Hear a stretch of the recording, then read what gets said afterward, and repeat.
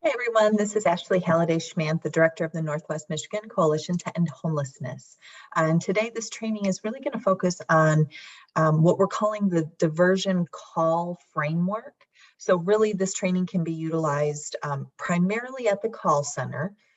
However, you can also use these prompts and kind of process flow when you are talking to someone for the first time about diversion and about opportunities that they have outside of the homeless response system to be able to access and end their experience of homelessness. So this training is both for call center staff and then anyone really who's interacting with clients and you're trying to divert them. So this would be shelter staff, this might be street outreach staff, and in some areas we actually have dedicated diversion case managers who can also use these tips and tools when you're trying to divert folks.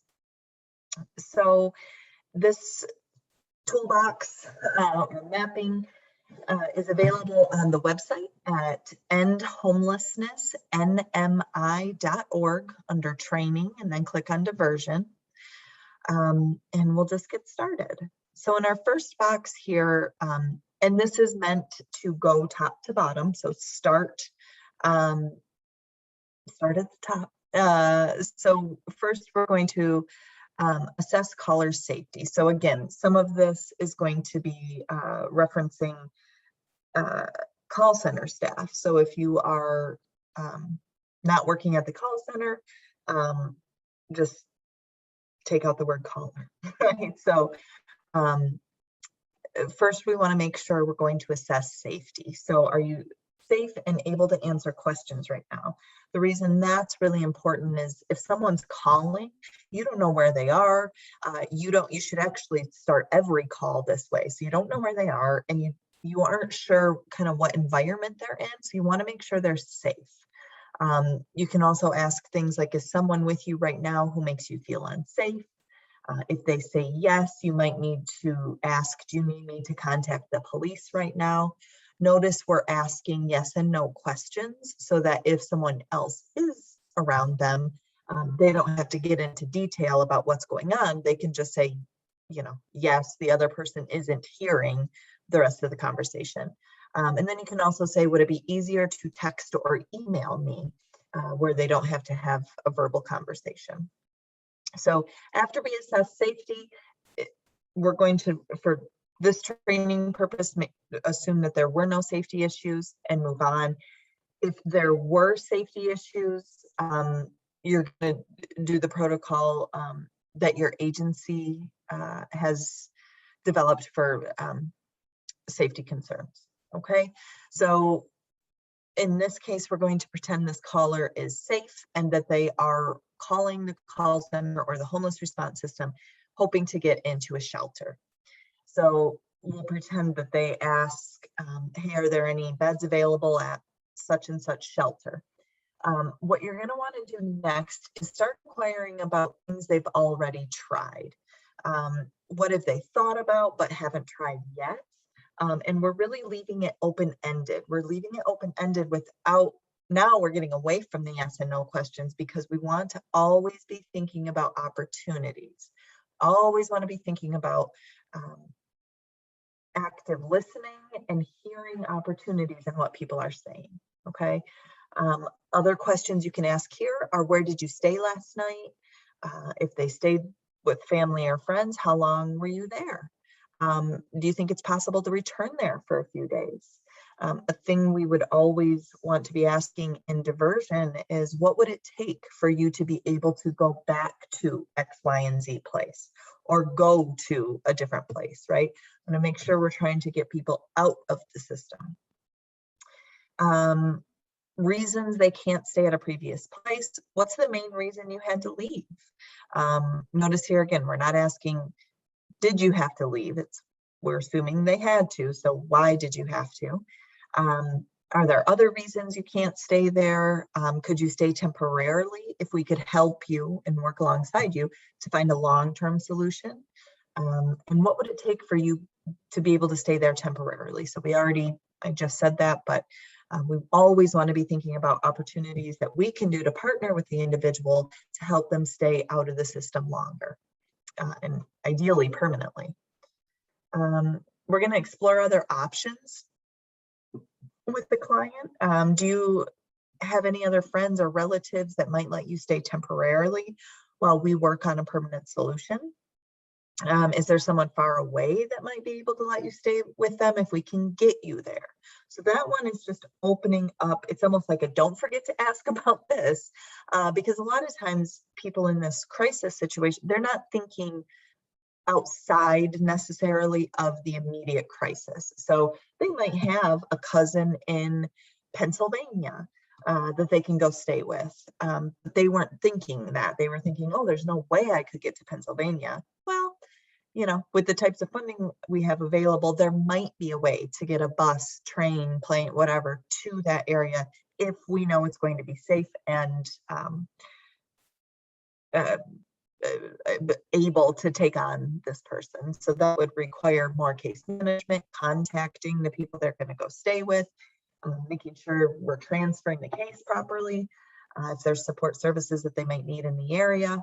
But the question, I'm getting a little in the weeds. The question here is just really to explore other options. And then we're going to explore housing barriers a little bit. I like to use really these middle two. How have you managed to stay housed in the past? Okay, so, or what does successful housing look like for you? Something I used to ask my clients when I was a case manager is, talk to me about a time when you had successful housing. What did that look like? Like, I want to know everything. Did they pay for it by themselves? Did other people help them with things like cleaning or paying bills? Where was it? Were they involved in their community? Were they working? How old were they? We want to be able to, again, find opportunities in what they're saying and capitalize on those opportunities. Recreate as many opportunities for them as are available and appropriate for the person. So this is just a great conversation piece. The other thing I'll say throughout this entire framework, it is, developed kind of to go linear down this ladder as you're initially meeting with someone, but I think it's a great framework to just reference all the time. If you're a diversion case manager, you might actually be meeting with somebody pretty intensively for a few weeks, and maybe these will prompt something. Maybe you are starting to feel stuck, like there aren't any other options. I would suggest going back to this framework whenever you feel stuck with a client that you're trying to divert, and make sure that you've kind of explored all options. Even redoing this with someone at maybe the end of week 1, beginning of week 2, because initially they're not going to be able to do this. When our brain is in crisis mode, we're not able to think enough. We're not able to get into kind of the processing and cognitive part of our brain to be able to do any of this. We're just in that flight or fight, and our brain is trying to say, I'm going to do whatever I need to do to get safe and to get out of this crisis. So when our brain is doing that, we can't really, this higher level functioning isn't available to us. And so maybe after people get stabilized, maybe they do have to enter emergency shelter for a couple nights. After they get stabilized there for a second, then come back and re-go through this framework. And I think it'll really do wonders once people are out of the crisis response. Okay, so then we're going to explore additional resources or opportunities.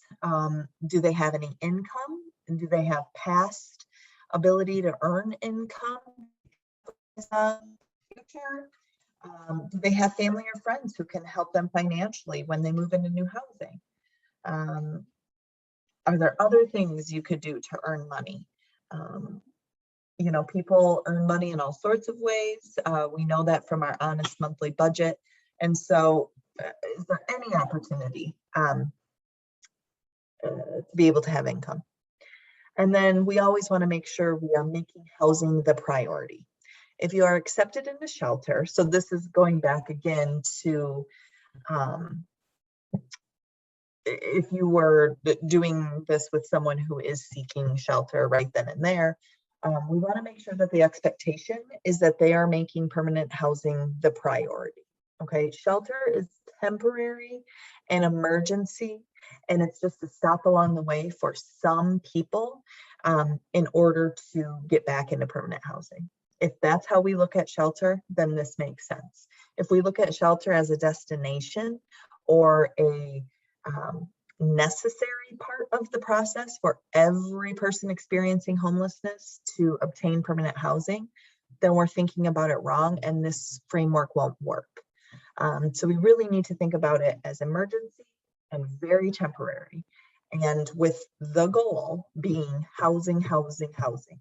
Every shelter staff is always talking about housing with the client or the shelter stayers, the diversion worker, the call center, the case manager, every single person interacting with that client who is also within the homeless response system needs to be thinking about permanent housing. So you want to start the conversation that way. So if you do get into shelter, just know that we're going to be working really intensively with you for the next few weeks, trying to resolve your housing crisis now. It's not, we're going to wait till day 89 of 90 to start talking about a housing plan. We're talking about housing plans day one in shelter. Okay, and then some of these other questions, what's your plan for finding new housing? What do you need help with? All of those things can also be informed by the questions above and the questions kind of up the ladder, right? So again, like I said, some of this can be looked at as really linear, like do this, then this. But the other way to use this framework as a really important tool is just to come back to it and help get prompts. You know, when you're starting to feel stuck, like I said, come back here, pick up some prompts that you can use to really expand the conversation with your client and hopefully identify some opportunities that weren't explored initially in order to successfully divert them or rapidly exit them away from the homeless response system. So hopefully that was helpful. Again, this framework is on our website at endhomelessness.nmi.org. And then you'll go to the work, trainings, and then click on diversion. And reach out to me anytime if you have any questions about this or anything related to diversion. Thanks so much, everyone.